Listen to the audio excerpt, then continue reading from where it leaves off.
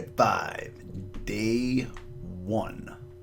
Wait, no, Unit 1, Day 5. This is going to be a long lesson, only because I'm probably going to make a million mistakes. But we'll try not to. Okay. If you're here to learn a little bit about mathematics, remember this is for Algebra 2, Common Core, Unit 1, Day 5. I got it. All right, let's do a little warm-up. The warm-up's kind of a joke. By the way, if you want these files and you want to be able to use these files, go to Mr. Krause, Krause, MrKrauseMath.com, MrKrauseMath.com. Download the files. You can click on any one of my classes, classes 2, classes 4, class 2, class 3, class 4, whatever. Go to Unit 1, Day 5, click on the note, you can click on the homework, you can click on the video. Oh, God. You can just click till your heart consent. When I get all tongue-tied and my brain's not working properly, I rely on a heavy dose of caffeine from Brugger's Bagel. Sponsor. $0 earned yet, but they're still my sponsor. I don't even know why. They certainly aren't coming through with the buckaroos, so I'm still broke because I got a kid in college who I love very much, but he's still in college, and he's costing me an arm and a leg. Let's get going here. What are we going to do? We're going to draw. Let me get my drawing tools out. Got to draw. I'm not even sure what. Oh, just plotting graphing points. Let's go. 1, 2, 3, 4, 5. Looks like that's the y-intercept. The slope is up 1 over 3. Boom. So I gave you an easy one. You don't have that many points to plot. Boom, boom, boom. Now, if you think I'm going to be able to draw a straight line with this graphics tablet of mine, you got another thing coming. Not even close. It's not too bad. There it is. Wow. Holy mackerel. All right, so let's just real quick, I want to talk about the parts. This is the slope. Slope is -2. That's got a negative slope. That'll be coming down. This one here has a positive slope of 1/2. If you remember something, these things are negative reciprocals of each other, so they are in fact perpendicular. That's a little bit of geometry stuff and a little bit of algebra stuff. This one here has a y-intercept of -1. Y-intercept of 0, -1. It's the point 0, -1. And this one has a y-intercept of 0, 3. There it is. Complicated stuff. All right, let's talk about linear functions. So, oops, this didn't come out very right. Y equals x. Okay, we've already know about the graph line y equals x. This is the parent function, and we talked about this a little bit the other day in class. And that is if you have an equation of a line that has nothing with it, or an equation of a parabola with nothing in it, just plain old x. Maybe it would be the absolute value of x, maybe it would be x squared, but no number with it, other than x squared or a cube. It's called a parent function. So this is the parent function of all lines. There's no slope. The y-intercept is the origin, or 0, so there's no limit of that. It's just this line, y equals x. Okay, so the y-intercept, the origin, 0, 0. The slope, 1. The domain, -infinity to +infinity. Goes forever and ever left, goes forever and ever right. Range goes forever and ever down, goes forever and ever up. This stuff's new. We're looking for increasing where it's going up from left to right, and of course decreasing where it's going down from left to right. Well, if you take a look at this left to right, this from left to right is going up the entire time.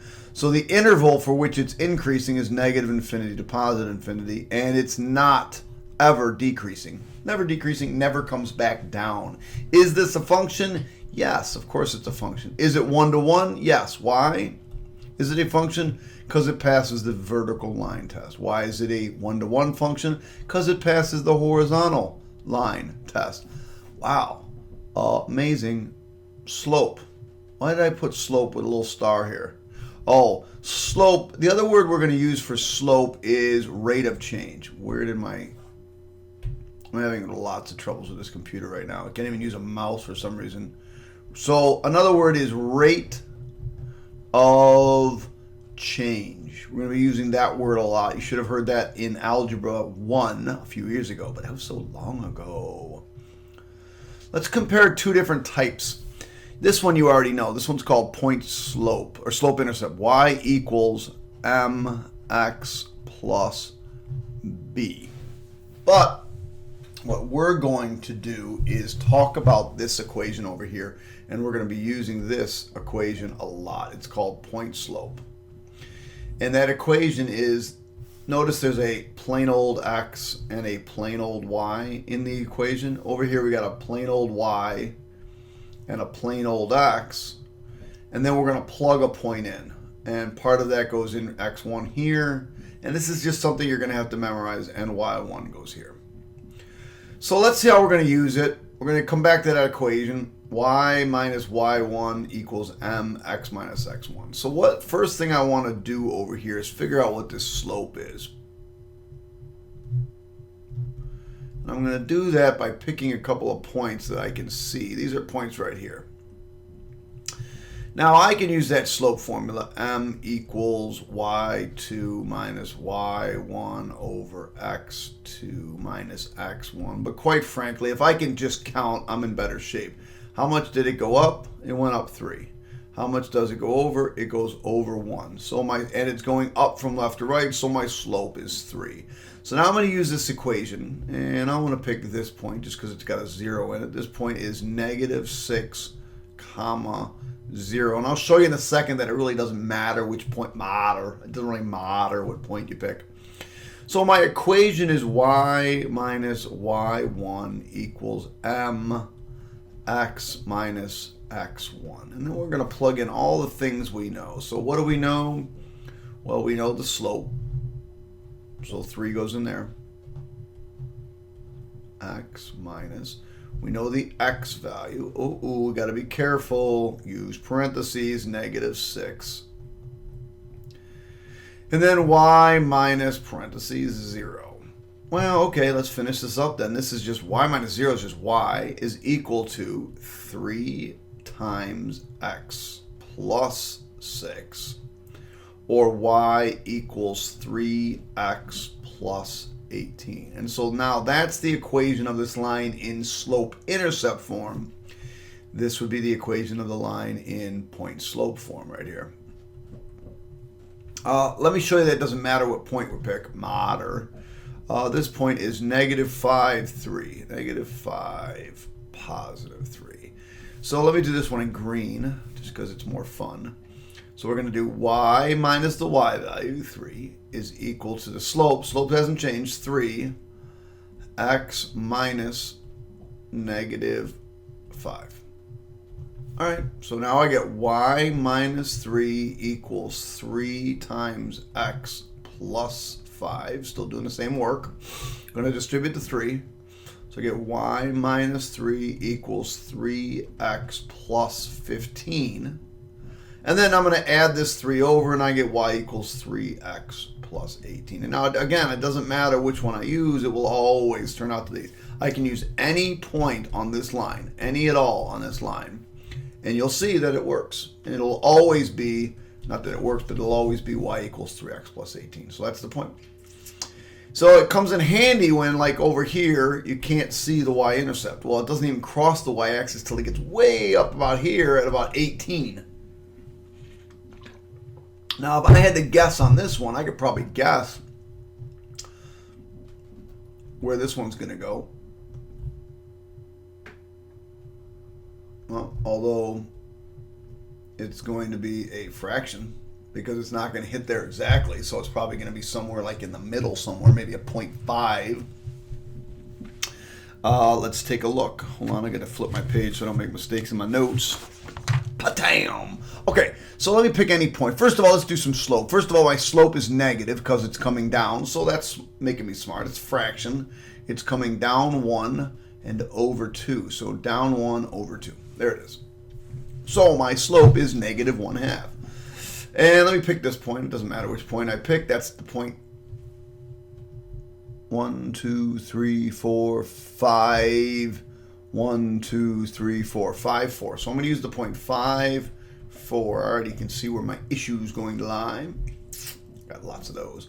So y minus the y value is equal to the slope, which is negative 1/2, x minus the x value. So this is y minus 4 equals negative 1/2 x. I'm going to distribute this negative 1/2 to this negative 5, so it's positive 5 halves. I don't like fractions. Fractions make me very, very scared. So y equals negative 1/2 x. Now, if you think about it, 4 is really 8 over 2. And I do that because I'm going to add 8 over 2 to this. Remember, I'm adding it to the other side. So 5 over 2 plus 8 over 2 is 13 over 2. You could put 6.5. Let's see if that makes sense. 2, 4, 6. And didn't we say it was going to cross right about there? About 6.5? Yep, 6.5 makes sense. There's the equation of that line. And again, it wouldn't matter what point I pick. It would always be the same. All right, here we go.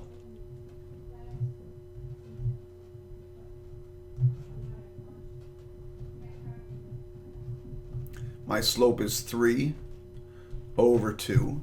So I know, and it's positive, so my slope is positive 3 over 2. And let's pick this point right here, which is 6, 0. 6, comma 0. It looks like it's 6, 0. Okay, so what are we doing? Oh, y minus 0. Anytime you can use a point with 0 in it, it's always nice. Equals 3 halves x minus 6. So y minus 0 is just y, is equal to 3 halves x. And 3 halves times 6 is 18 over 2, which is just 9, so it's minus 9. And there's the equation of that line. And finally, this last one, badam. Oh wait, it's hitting all the corners of the boxes. So the slope here is just negative 1. It's coming down. So I can pick any one of these points.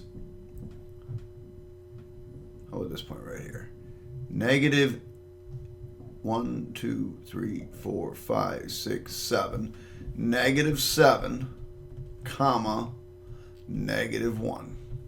And my slope's negative 1. So I do y minus negative 1 is equal to negative 1 x minus negative 1. So this becomes y plus 1 is equal to negative 1 times x plus 1. I'm going to distribute this negative. So I get y plus 1 is equal to this shouldn't be negative 1. This should be negative 7. Positive 7. So negative x minus 7. Subtract 1 from both sides, and I get y equals negative x minus 8. And it kind of makes sense. There, and this is 4, 5, 6, 7, 8, something like that. Okay. Alrighty. Moving on. And these are just transformations. Transformations. We're sliding them left, sliding them right. Average rate of change is another word for the slope. So we learned that the slope is really equal to y2 minus y1 all over x2 minus x1. Another way to write the average rate of change is the functional value at x2 minus the functional value at x1 all over x2 minus x1. And we already talked about that. Doesn't that just mean y? So it's the y for the second x value and the y for the first x value. That's all we're going to do. So, not even sure why we put this star here. Starting to get so focused now. My computer's running better, except I still can't use my mouse, which is really upsetting me. So what we're going to do is we know our x values. Our x1 is 0. And we're going to figure out what f of x1 is, which is really f of 0. Well, f of 0 is equal to 0.8 times 0 plus 1. Well, nobody needs to do that. It's just 1, right? Because this goes away. So there's that value. And then x2 is 10, because we're doing it over this interval. 10. And then f of, let's skip that. Let's just go right to 10. F of 10 is equal to 0.8 times 10. Hopefully you know that to be 8 plus 1, which is 9. So my slope, put it right over here in this fancy little thing, is the second y value, or the second f of x, which is 9, minus my first one, which is 1, all over my second x value, which is 10 minus 0. So this is 8 over 10. Wait, isn't that just 0.8, or the slope of this line? Lines, linear functions, so linear functions have a constant.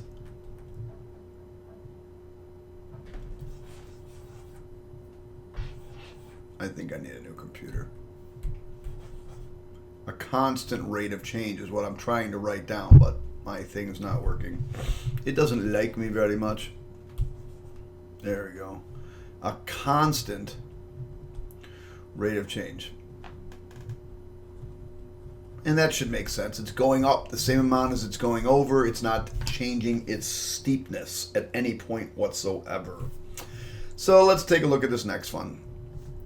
What is the average rate of change from day 1 to day 5? So these are my x values, x1 and x2. So I need to take their y values. Well, this is the y value at the first value. This is the y value at the second point. So my rate of change, or my average rate of change over this interval, will be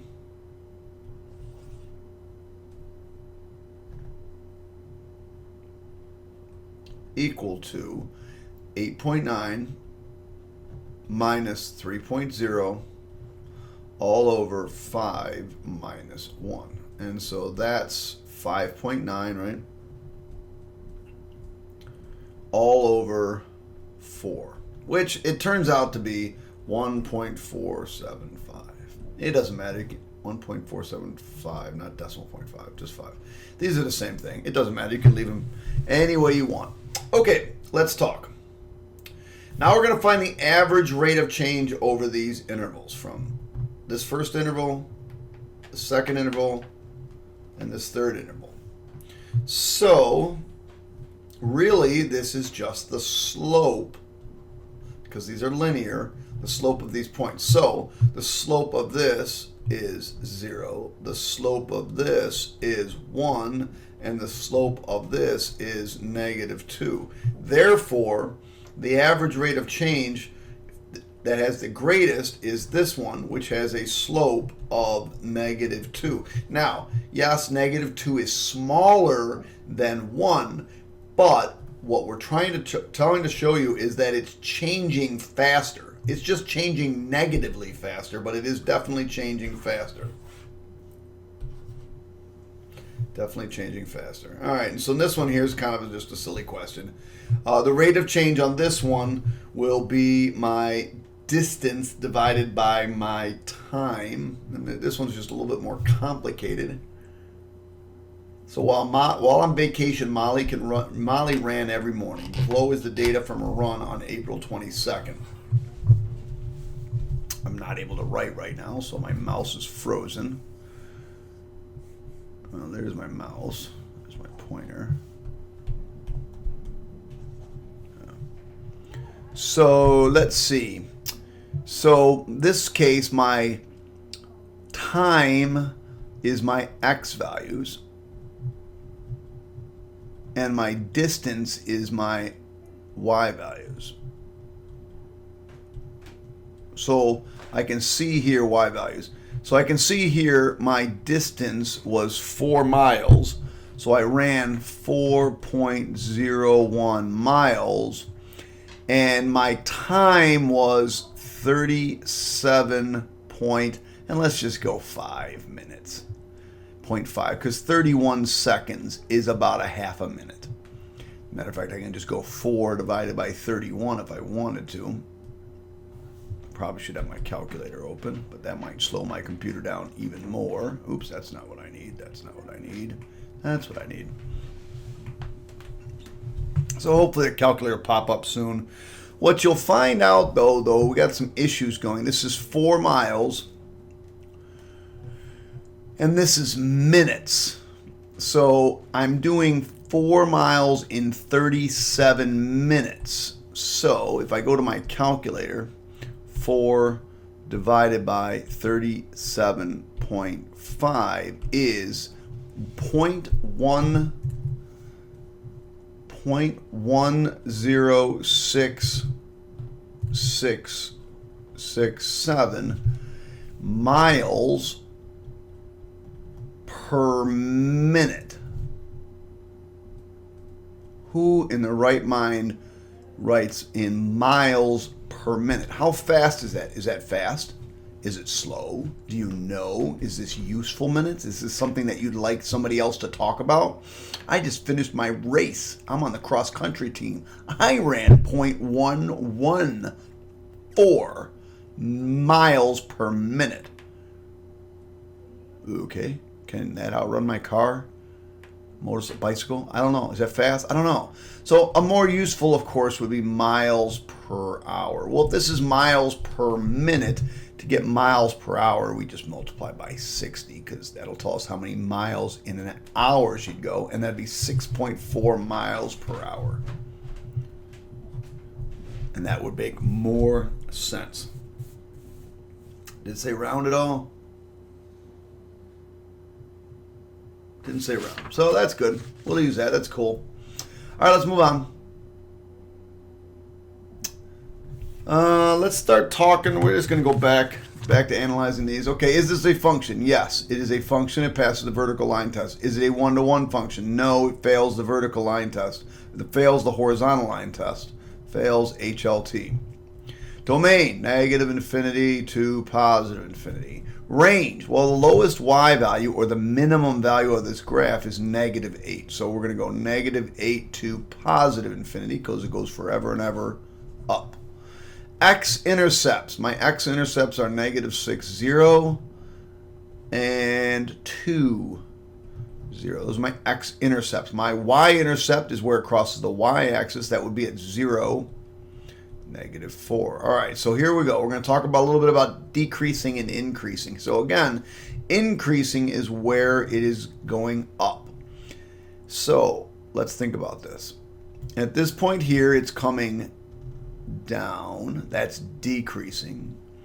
It stops abruptly and quickly turns around and starts going up this way. So what do you think happens at this point? Are we increasing or decreasing or neither? The answer is neither. We're neither decreasing nor increasing. So where is it increasing? Well, just slightly after, and we always use x values for this, just slightly after x equals negative 2. So not equal to negative 2, because we're not doing that. We're like turning around and we're stopping there and then going back. But right at negative 2 and off to the right forever and ever, going this way, we're increasing. Now, coming from negative infinity way out here, going all the way down, all the way until I get to negative 2, I was decreasing, but not including negative 2. Now, notice I put still put negative infinity off to the right. Now, let me erase this. No, let me not erase this. I'll just do it a different color. Where's my highlighter draw? Let's get a highlighter. So, this is my x-axis. Now, what I'm asking you is, where is y less than 0? Now, for those of you that understand or listened to me the other day in class, that means where is y negative? Well, the reason I drew in that yellow line is because y is negative below the x-axis. So y is less than 0 anytime the graph is below here, and y is positive or greater than 0 anytime the graph is up in this area. And when it hits the graph, or it hits the x-axis, that's when y is equal to 0. So all in this area here, and all in this area here, y is negative. And that's what I'm looking for here. So from negative 6, now notice I did not include negative 6, all the way over to 2, it's negative. Because at negative 6 and negative 2, it's 0. So where is y equal to 0? At x equals negative 6 and x equals 2. Now I want to know where y is positive. Well, this has got to do a little bit differently. It's positive in this area and this area. So that's there or there. So we're going to do this using interval notation. So from negative infinity all the way up to negative 6, not including either of those, it's positive. Union or 2 all the way up to positive infinity. Yay! Math is so exciting. Is the inverse of this function, is the inverse of this graph a function? The answer is no. We've talked about this a number of times. If the function is not one-to-one, its inverse will not be a function.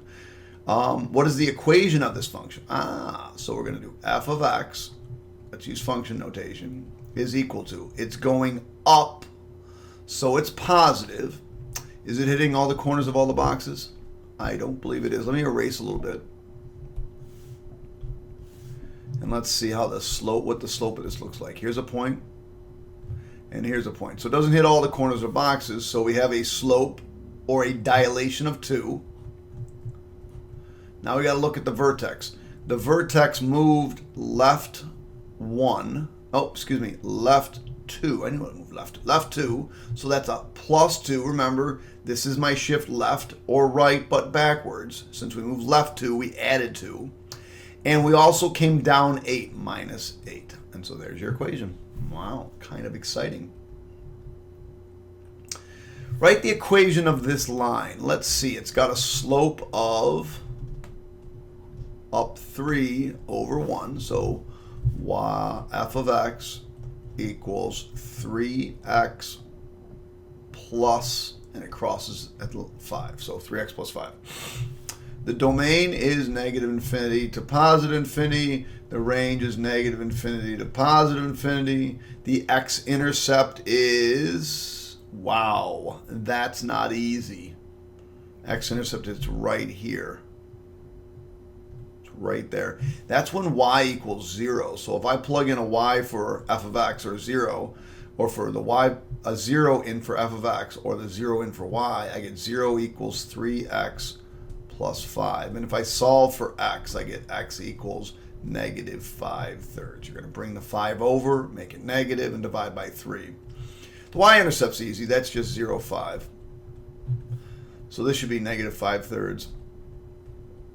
A 0. Is the graph increasing or decreasing?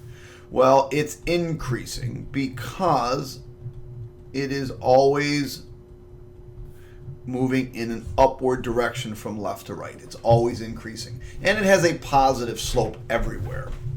Where is this negative? Remember, negative is below the x-axis. So from negative infinity all the way up to that negative 5/3, but not including negative 5/3, it's increasing. Where is it, or not increasing, but it's negative. Where is it positive? It's positive starting at negative 5/3. That's when it crosses the x-axis and going off to positive infinity. And where does it equal 0? When x equals negative 5/3. Is this function one-to-one? Yes.